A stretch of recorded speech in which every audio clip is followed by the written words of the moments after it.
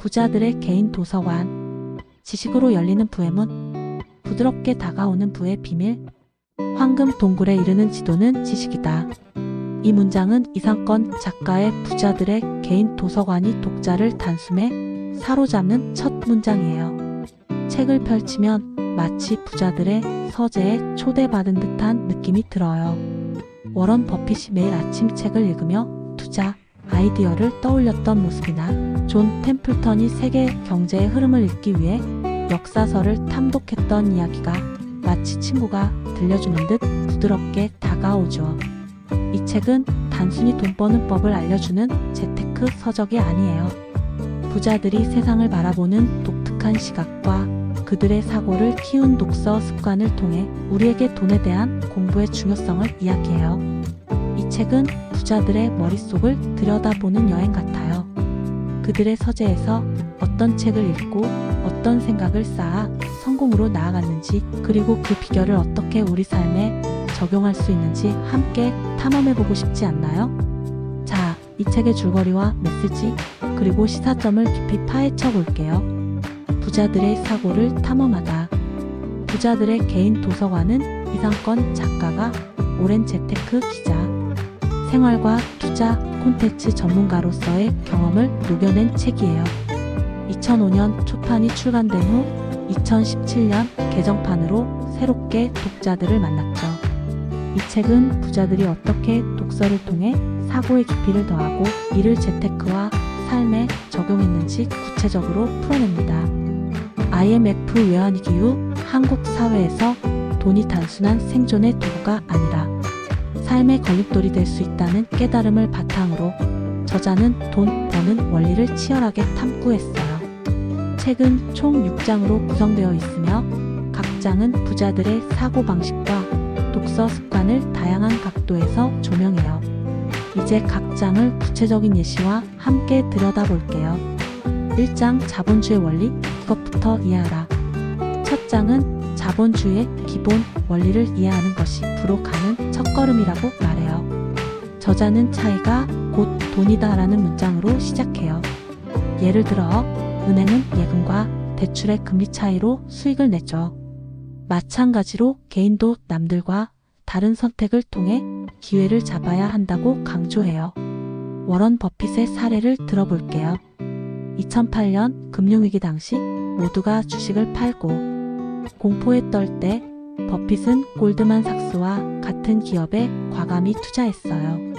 그는 시장의 차이를 읽고 저평가된 자산을 매수해 큰 수익을 냈죠. 이 장은 독자에게 지식이 단순한 정보가 아니라 돈으로 변환될 수 있는 도구라는 점을 깨닫게 해요. 저자는 이를 위해 경제학 고전인 애덤 스미스의 국부론을 읽으며 자본주의의 뿌리를 이해하라고 제안해요. 예를 들어 스미스는 보이지 않는 손이라는 개념으로 시장의 작동 원리를 설명했는데, 이 원리를 알면 투자의 방향을 잡기 쉬워진다고 해요. 2장 심리적인 장벽부터 넘어서라. 부자가 되려면 심리적 장벽을 넘어야 한다고 저자는 말해요. 특히 손실 기피 감정이 투자의 큰 걸림돌이라고 지적해요. 이 개념은 행동 경제학에서 나온 건데, 사람들은 이익을 얻는 기쁨보다 손실의 고통을 더 크게 느껴요. 책에서는 샤워실에서 비누를 떨어뜨린 사람의 비유를 들어요. 비누를 주우려다 미끄러질까봐 망설이는 사람은 결국 비누 없이 샤워를 끝내죠. 투자에서도 마찬가지예요. 주식이 하락할 때 손실을 두려워해 팔아버리면 회복될 기회를 놓칠 수 있어요. 저자는 이를 극복하기 위해 데니얼 카너먼의 생각에 관한 생각 같은 책을 읽으며 심리적 편향을 이해하라고 조언해요. 예를 들어 카너먼은 사람들이 비이성적인 선택을 반복한다고 했는데, 이를 알면 투자 결정에서 감정을 배제할 수 있죠. 이 장은 우리가 돈을 대하는 태도를 돌아보게 해요. 3장 남들과 거꾸로 갈 수 있는 힘. 이 장에서는 역발상 투자의 중요성을 강조해요. 존 템플턴 경의 비관론이 극도에 달했을 때 주식을 사라는 말을 예로 들며 군중과 반대로 가는 용기가 필요하다고 해요. 예를 들어 2008년 금융위기 때 대부분의 투자자들이 주식을 팔아치울 때 버핏은 오히려 은행 주식을 매수했어요. 그는 시장이 공포에 휩싸일 때 저평가된 자산을 찾아냈죠. 이런 역발상은 단순한 모험이 아니라 깊은 공부와 분석에서 나온 결과라는 점을 책은 강조해요. 저자는 이를 위해 찰스 맥케이의 대중의 미망과 광기를 읽어보라고 추천해요. 이 책은 17세기 튤립 버블이나 18세기 남해회사 사건처럼 군중의 비이성적인 행동을 분석하며 역발상 투자의 중요성을 깨닫게 해줘요. 독자들은 이 장을 통해 다른 시각으로 시장을 바라보는 법을 배워요. 4장 돈 되는 역사 공부. 부동산 투자에 대한 통찰도 흥미로워요. 저자는 17세기 네덜란드의 튤립 버블을 예로 들어 부동산 투기의 역사가 반복된다고 설명해요. 튤립 한 뿌리가 집 한 채 값이었던 시절 사람들은 비이성적으로 투기했지만 결국 거품이 꺼졌죠. 이와 비슷하게 현대의 부동산 시장도 교통망이나 정책 변화에 따라 가치가 변동해요. 예를 들어 서울에 새로운 지하철역이 생기면 주변 부동산 가치가 오르는 패턴이 반복되죠. 저자는 이런 패턴을 이해하려면 밀리엄 번스타인의 부의 탄생 같은 책을 읽으며 경제사의 흐름을 파악하라고 조언해요. 이 책은 농업혁명부터 산업혁명까지 부의 흐름을 설명하며 자산 가치가 어떻게 형성되는지 보여줘요. 이 장은 역사적 패턴을 이해하는 것이 투자, 성공의 열쇠라는 점을 깨닫게 해요. 5장 유대인과 화교의 지혜. 유대인과 화교의 성공 비결은 책의 또 다른 매력 포인트예요. 그들은 불확실한 미래를 대비해 지식을 축적하고 가족 중심의 네트워크를 활용해요. 예를 들어 유대 상술의 7822 법칙은 78%의 이익을 고객에게 주고 22%만 취하는 방식으로 신뢰를 쌓는다고 해요. 이 원칙은 단기적 이익보다 장기적 관계를 중시하는 태도에서 나와요. 저자는 유대인의 지혜를 배우기 위해 마빈 토케이어의 유대인 이야기를 추천해요. 이 책은 유대인들이 교육과 네트워크를 통해 어떻게 부를 쌓았는지 보여줘요. 화교의 경우 가족 중심의 자금 운용과 정보 공유가 성공의 비결이에요. 예를 들어 동남아시아의 화교 상인들은 가족 내에서 자본을 모아 사업을 확장했죠. 이 장은 단순한 재테크 기술을 넘어 삶의 철학을 제시해요. 6장 위대한 투자가는 위대한 사상가. 마지막 장에서는 워런 버핏, 존 템플턴, 피터 린치 같은 투자가들이 단순한 돈벌이꾼이 아니라 깊은 사상가였음을 보여줘요. 예를 들어 존 메이너드 케인즈는 경제학자이자 투기꾼으로서 시장의 불확실성을 이겨낸 사례를 들어요. 그는 1929년 대공황 때 주식시장의 붕괴를 예측하고 이후 저평가된 자산에 투자해 큰 수익을 냈죠. 저자는 케인즈의 고용, 이자 및 화폐 일반 이론을 읽으며 그의 사고를 이해하라고 조언해요. 또 다른 예로 피터 린치는 월가의 영웅에서 자신의 투자 철학을 공유했는데 그는 평범한 일상에서 투자 아이디어를 찾았어요.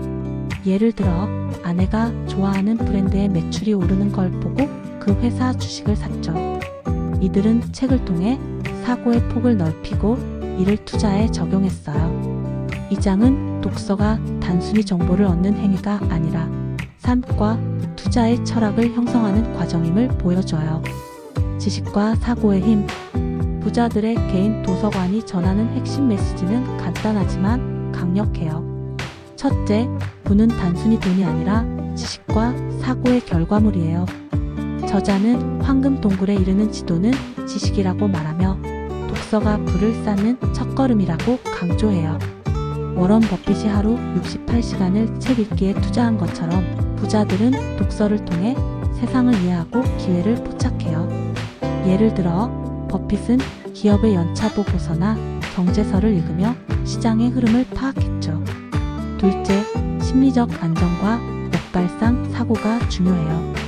돈을 벌려면 감정에 휘둘리지 않고 군중과 다른 선택을 할 용기가 필요해요. 예를 들어 시장이 공포에 떨 때 투자하는 것은 두려움을 이겨낸 결과죠. 저자는 이를 위해 심리학 책을 읽으며 감정의 흐름을 이해하라고 조언해요. 셋째, 시스템을 구축하라는 메시지도 강렬해요. 저축만으로는 부자가 될 수 없어요. 자산이 자산을 낳는 시스템, 예를 들어 주식 배당이나 부동산 임대소득 같은 구조를 만들어야 해요. 저자는 이를 위해 부자 아빠, 가난한 아빠 같은 책을 읽으며 자산과 부채의 차이를 이해하라고 추천해요. 마지막으로 독서는 단순한 취미가 아니라 삶을 설계하는 도구예요. 부자들은 책을 읽고 그 내용을 삶에 적용하며 자신만의 철학을 구축해요. 저자는 독서 노트를 쓰거나 책의 핵심을 요약하는 습관을 통해 사고를 구조화하라고 조언해요. 예를 들어 책에서 인상 깊은 문장을 기록하고 이를 투자 결정에 적용해보라고 제안해요. 삶과 재테크를 바꾸는 독서의 힘. 이 책은 단순한 재테크 비법을 넘어 삶 전반에 걸친 통찰을 줘요. 첫 번째 시사점은 독서가 단순히 지식을 쌓는 행위가 아니라 사고를 깊게 하고 삶의 방향을 설정하는 도구라는 점이에요. 예를 들어 내가 읽은 책의 문장을 기록하고 그걸 내 투자 결정에 적용해 본다면 단순한 소비가 아닌 생산적 독서가 될 거예요. 저자는 독서 노트를 쓰는 습관을 강조하는데 이는 단순히 책 내용을 기억하는 데 그치지 않고 내 사고를 정리하고 삶에 적용하는 과정이에요. 두 번째로 이 책은 자본주의 사회에서 성공하려면 차이를 만들어내야 한다는 점을 깨닫게 해요. 남들과 똑같이 행동하면 평균적인 결과만 얻어요. 예를 들어 모두가 특정 주식에 몰릴 때 반대로 저평가된 자산을 찾는 습관은 큰 차이를 만들죠. 이는 투자뿐 아니라 직업 선택이나 창업에서도 적용할 수 있어요. 예를 들어 모두가 안정적인 대기업을 선호할 때 틈새 시장을 공략하는 스타트업에 도전하는 것도 차이의 예일 거예요. 세 번째로 심리적 안정의 중요성을 강조해요. 투자는 감정과의 싸움이에요. 공포나 탐욕에 휘둘리지 않으려면 독서를 통해 냉정한 판단력을 길러야 해요. 예를 들어 시장이 폭락할 때 뉴스에 휘둘리지 않고 기업의 가치를 분석해 투자 결정을 내리는 건 심리적 안정에서 나와요. 이건 투자뿐 아니라 일상에서도 유용해요. 예를 들어 중요한 결정을 내릴 때 감정에 치우치지 않고 데이터를 기반으로 판단하는 습관은 삶의 질을 높여줘요. 마지막으로 이 책은 시스템적 사고를 제안해요. 단순히 열심히 일하는 것만으로는 부족해요. 내 자산이 자동으로 불어나는 구조를 만드는 게 중요하죠. 예를 들어 월급의 10%를 꾸준히 ETF에 투자해. 복리 효과를 누리는 건 누구나 시작할 수 있는 시스템이에요. 또 다른 예로 부동산 임대소득을 통해 꾸준한 현금 흐름을 만드는 것도 시스템의 일부죠. 이런 시스템은 단기적 노력보다 장기적 안정성을 보장해요. 다른 독자들의 반응, 부자들의 사고방식을 배우다. 부자들의 개인 도서관은 출간 이후 많은 독자들에게 깊은 인상을 남겼어요. 네이버 블로그의 한 독자는 이 책이 단순한 재테크 기술을 넘어 부자들이 어떤 태도로 배우고 성장했는지에 대한 통찰을 준다고 했어요. 특히 워런 버핏이나 찰리 먼거 같은 인물들이 책을 통해 사고의 폭을 넓힌 사례에 감명받았다고 해요. 그는 독서가 단순한 지식 습득이 아니라 내공을 쌓는 과정이라고 느꼈다고 했죠. 또 다른 블로거는 이 책을 읽고 독서 노트를 쓰기 시작했는데 내 투자 결정이 훨씬 명확해졌다고 후기를 남겼어요. YS14 리뷰에서는 이 책이 IMF 이후 변한 한국 경제에서 변하지 않는 돈의 원리를 잘 설명했다고 평가했어요. 특히 절판 후에도 중고 서적이 몇 배 가격으로 거래될 만큼 인기가 많았다는 점에서 이 책의 가치를 알 수 있어요. 한 독자는 책에서 소개한 국부론을 읽어본 후 자본주의의 기본 원리를 이해하게 됐다고 했어요. 또 다른 독자는 코로나19로 인한 금융위기 이후 이 책의 메시지가 더 와닿았다고 했죠.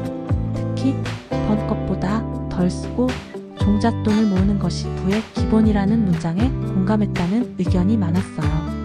알라딘 리뷰에서도 비슷한 반응이 이어졌어요. 한 독자는 부자들이 읽는 책 리스트를 보고 놀랐다며 경제학, 심리학, 역사서까지 다양한 분야를 공부해야 한다는 점이 새로웠다고 했어요. 또 다른 독자는 이 책은 단순히 돈을 버는 법을 알려주는 게 아니라 삶을 설계하는 방법을 제시한다고 평가했어요. 특히 유대인과 화교의 사례를 통해 장기적인 신뢰와 네트워크의 중요성을 깨달았다는 의견도 있었어요. 소셜미디어에서도 이 책은 화제였어요.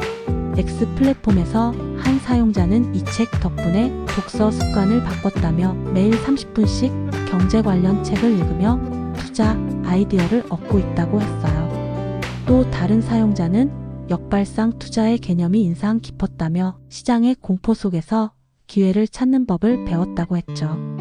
이처럼 독자들은 이 책을 통해 단순한 재테크 비법을 넘어 사고와 삶의 태도를 바꾸는 계기를 얻었어요. 너의 생각은 어때?